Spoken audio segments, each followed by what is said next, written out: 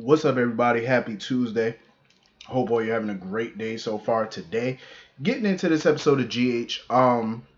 First of all, why is Carly a part of this storyline with ELQ?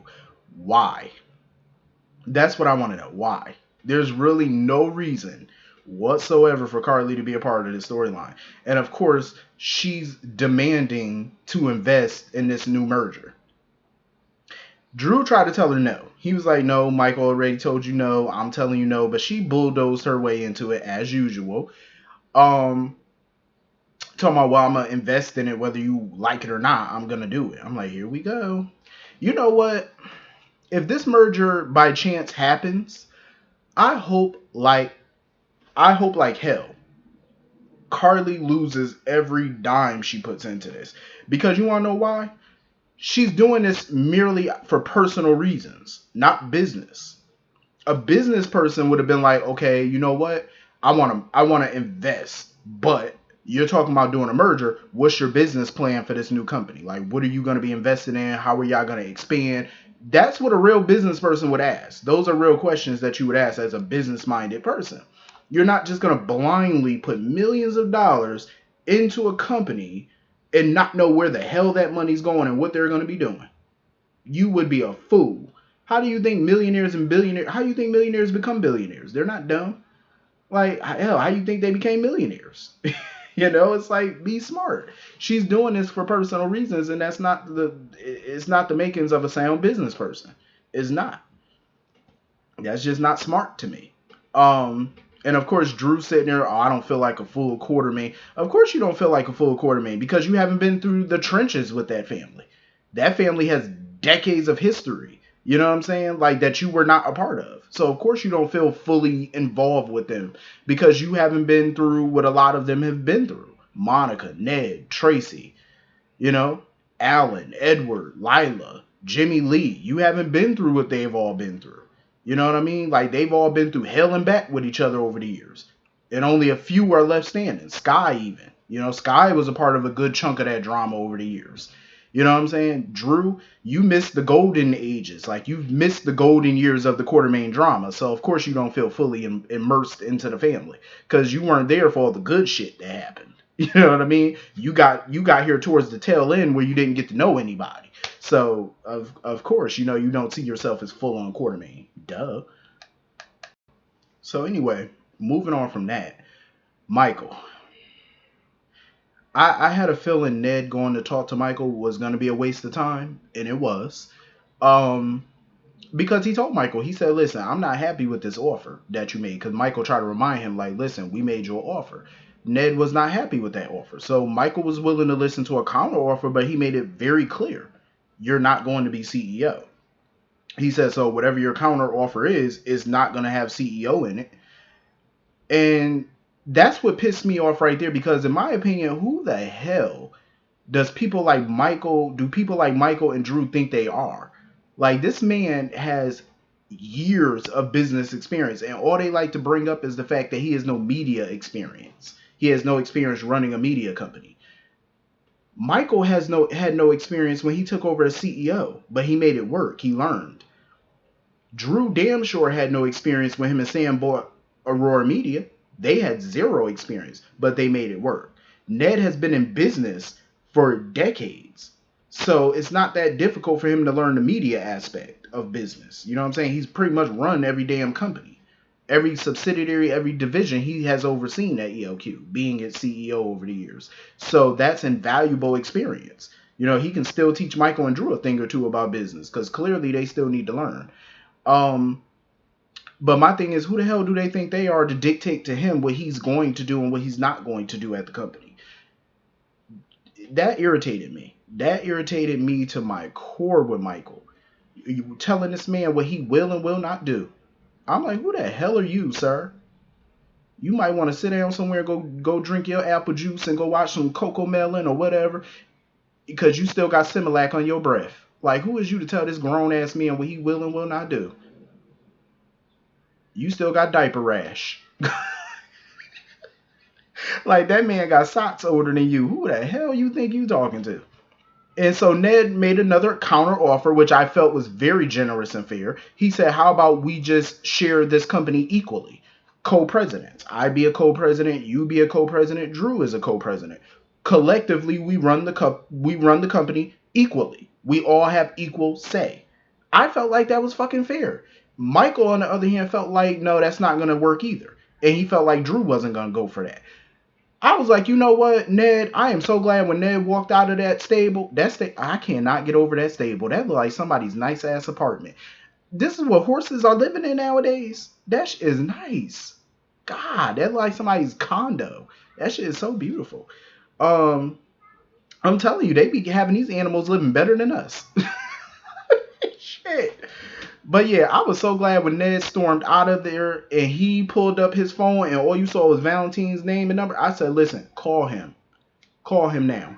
I am fully supportive of Ned joining forces with Valentine. As long as he gets it in contract, in documentation that he's going to be co-CEO of the company. I feel like that's Ned's only option at this point. He has no other choice but to join forces with Valentine at this particular moment. Michael and Drew are leaving him no other option. And now with Carly talking about investing, no, that puts more power in their hands. With Carly being an investor and a stockholder probably at some point, that's putting more power on them. Because you know Carly's gonna always side with them if she gets some stock in the company or she gets some type of say. No, hell no. No, Ned, go do you. No, go join forces with Valentine, get their asses out. Push them out and let's see how they like it. Since they want to push you out, push them out first. That's where we at with this. So now, since Drew didn't feel like a full-on Quartermain, you're about to feel how the Quartermains feel. It's called backbiting each other. That's what they do best, and you're about to feel it. You damn right. You're about to feel it, and I'm here for it. So anyway, moving on from that. Um, Brando sitting here updating Sonny on his life and whatnot. With Sasha and Gladys and all that foolishness. Brando, of course, keeps overstepping his boundaries. Telling Sonny, "Oh, I can talk to Michael." Didn't you already offer that before? And Sonny told you no. I mean, my thing is, I get that Brando wants everybody to be kumbaya and sit in a circle and hold hands and be tight again. I get that, but that's just not gonna happen right now. No, sir. Like my thing is, if Michael's not listening to Drew or Dante, what makes Brando think Michael's gonna hear him? Brando is hardly around Michael. You know what I mean? Like I said, I get the notion, I get the meaning behind it. Like he just wants them to all get along, but ain't no point in talking to him at this point. And even Sonny told him that it's useless. There's no point. Um, I was mildly impressed with Michael's first move against Sonny. It was smart. Even Sonny was somewhat impressed, and he gave Michael his credit. He said, "Listen, Michael's smart. He is. Going after Sonny's coffee business was damn ingenious. Making himself a competitor to Sonny's legitimate business. Everybody knows the coffee business. That's Sonny's bread and butter. It was smart. You take down that business, it leaves Sonny vulnerable in his illegal affairs. Brilliant. Um, Sonny just has to find a way to clap back now. Dex, listen, I like Dex. Okay, he's easy on the face, on the eyes, everything else, but I feel like he's overstepping his boundaries. Dex had a gun in that back pocket. I said, hold up. Even Brando saw the gun. I said, dude, Dex, don't do what I think you're about to do, bro. Don't do it. And when Dex showed up to the stables to confront Michael, I said, Dex, don't do nothing foolish. You overstepping your bounds. Cause I feel like he tried to take initiative, and show Sonny like, I can fit into your organization. I can handle your problems and stuff. See, that's the mistake Dex is making. You don't make a move in Sonny's organization without his say so. So I feel like Dex is definitely treading on thin ice with that one. He might want to pump his brakes. Like you're doing too much. Um. So anyway, moving on from that, I enjoyed the scenes between Curtis and Marshall. Those were heartbreaking scenes. Like that was a heartbreaking scene. It was a huge scene, in my opinion. Um, it was such an emotional scene. To see Marshall finally opened up to Curtis about the past and what was really going on with him and the schizophrenia and stuff like that. That was huge for him to open up to Curtis because it was hard for him to talk about that, you know. Um, but he pretty much felt he made the best decision possible because he didn't want his sons to see him that way, off his meds, acting erratic, talking to himself, all that, the stuff that comes with being a schizophrenic. He didn't want his kids to have to endure that, and he didn't know what he was going to do off the meds. Like, he didn't know how that was going to affect the kids. You know what I mean? He didn't want to do that. Like, when you're in that mind frame, you don't know if you're going to harm your own family or what's going to happen, So I totally respect why he did what he did. Um, and Curtis was just trying to get more understanding of it so that way he know the triggers, like he knows the signs, what to look for just in case Marshall ever does go off those meds. And I felt like that was such a powerful scene. It really was. And I felt like the actors definitely did a phenomenal job on that scene. And I just thought it was brilliant, and it was about time that we finally got that portion of the story, which is pretty dope. Britt was in horrible condition. Like, she woke up with this hangover. She looked a hot mess. And listen, Brad and Obrecht is over this foolishness with her. Like, they're sick and tired of her walking around being mopey and feeling bad for herself and stuff. And they want her to snap out of it. They tried to do this intervention for her, and I'm like, I totally agree. I agree with them. I feel like Britt needs to snap out of it. You know what I mean? Like, I understand she's tired of putting herself out there in the dating scene, but sometimes you have to. You're not going to find a suitable partner in 5 minutes. It takes time to find, you know, a partner that's worthy of marriage and all that type of stuff. It takes a moment. But she's still thinking about Jason, of course. I don't know why. I really don't know why she's still thinking about Jason. I'm like, she need to let that go. I understand her and Jason had a huge connection or whatever, but it's like, it was brief. It wasn't like some whirlwind romance that took place that built up over years and years. It literally built up over the course of a few months. So it's like, let that go. You know what I mean? Jason's gone. Move on with your life. But she also need to get ahead of this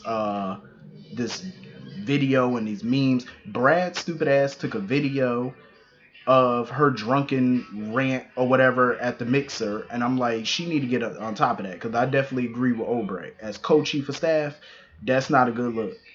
It is not a good look, and I'm pretty sure the board of directors is not going to think that's a good look for their co-chief of staff to be intoxicated and ranting at a mixer / charity event. So that's not becoming of her. So she need to get on top of that ASAP before she lose her job. Even though she doesn't really care, it's like, it can mess your reputation up. You might want to get on top of that ASAP, because we ain't got time to be losing jobs around here now. We got bills and checks and things that need to come in to cover these bills. So anyway, that was pretty much the whole episode. Hit the comment section, let me know what you all thought, and I will see you all later. Have a great day. Peace.